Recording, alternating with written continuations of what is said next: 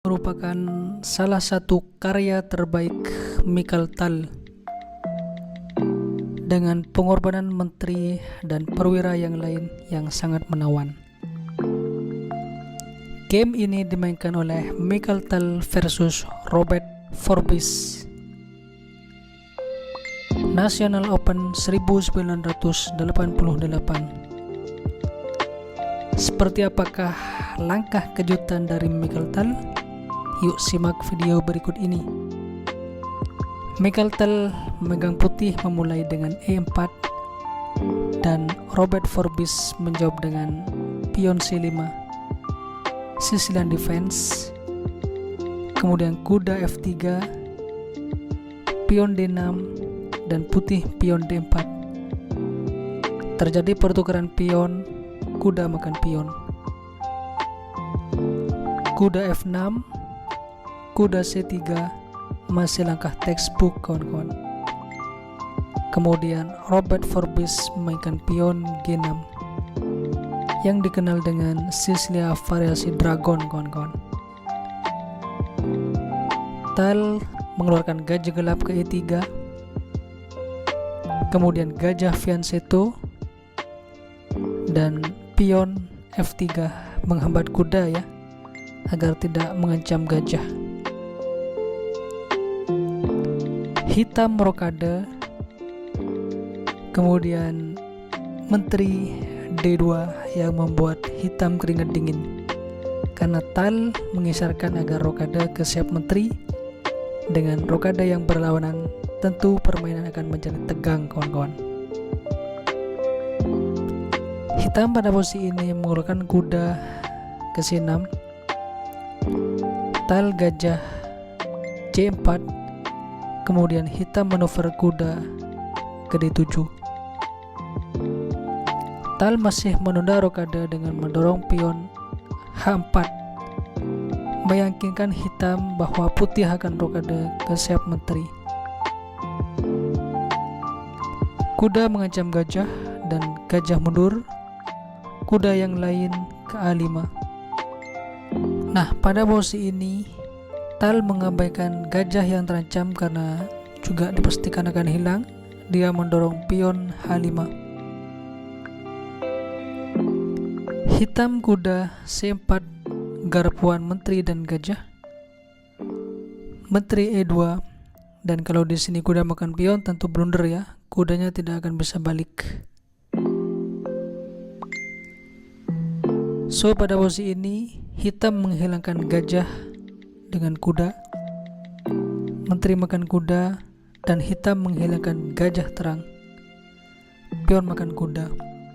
Dan pada posisi ini jelas hitam diunggulkan dengan sepasang gajah kawan-kawan pada permainan terbuka seperti ini. Nah, pada posisi ini hitam memainkan gajah D7 dan Mikhail Tal rokade ke siap menteri.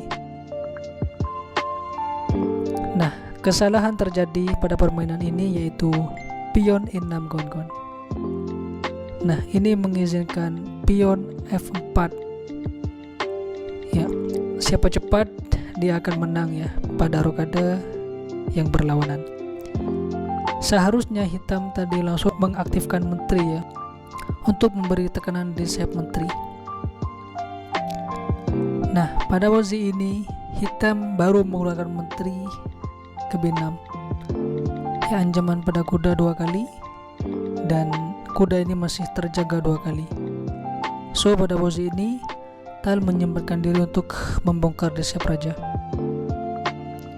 Pion makan, dan langkah terbaik ditemukan hitam raja H8, dan Tal menggeser benteng ke F1, dan pada posisi ini terjadi pertukaran kawan-kawan.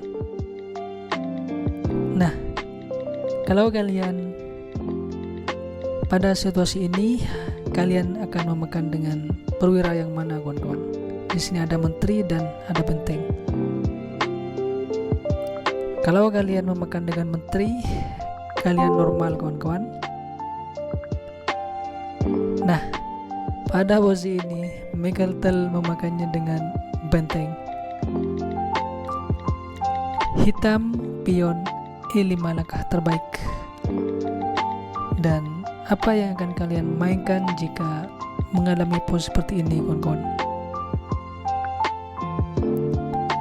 Normalnya adalah benteng E4, benteng D3.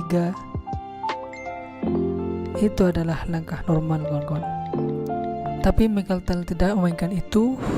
Dia langsung menyerang dengan menteri ke H6. Wow, mengorbankan benteng, kawan-kawan. Dan jelas hitam makannya dengan menteri. Nah, pada posisi ini siapa yang lebih unggul? Ini adalah posisi remis jika Mikael memaksakan remis. Pada posisi ini Tal melepas skak dengan menteri, kemudian raja ke G8.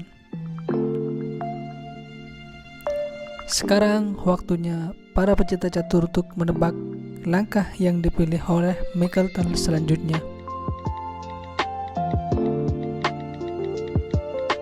Congratulations bagi kalian yang menemukan kuda D5. Kali ini mengorbankan kuda.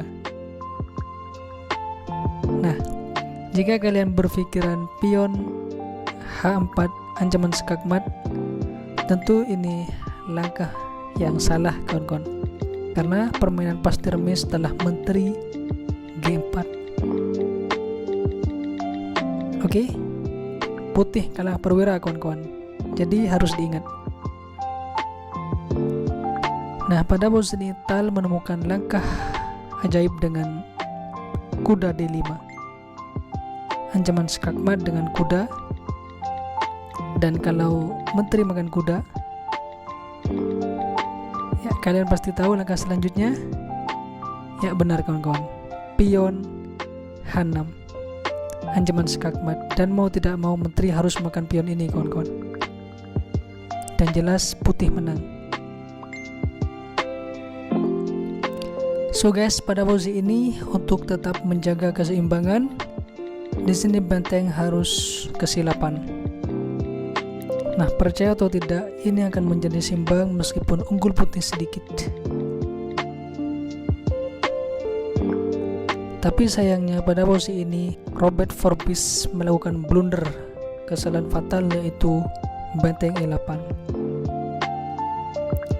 Dimanfaatkan oleh Mikael dengan menteri G6 skak,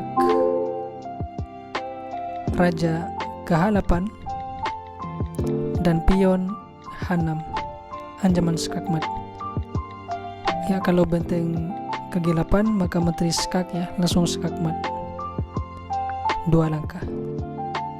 Sehingga pada posisi ini hitam memainkan pion E4 langkah terpaksa, membuka diagonal gelap, dan Mikael mendorong pion F6. Nah, pada posisi ini hitam memainkan benteng G8. Dan silahkan pause kembali langkah selanjutnya yang dipilih oleh Mikael. Selamat bagi kalian yang menemukan menteri skak, pengorbanan menteri, kawan-kawan. Tadi korban kuda tidak dimakan, dan kali ini korban menteri yang harus dimakan. Langkah paksa. Dan Mikael pion makan benteng skak, raja G8, dan diakhiri dengan kuda E7 skakmat. Bagaimana, Jess? Keren bukan? Kok bisa ya Mikael bisa memancing langkah seperti ini, kawan-kawan?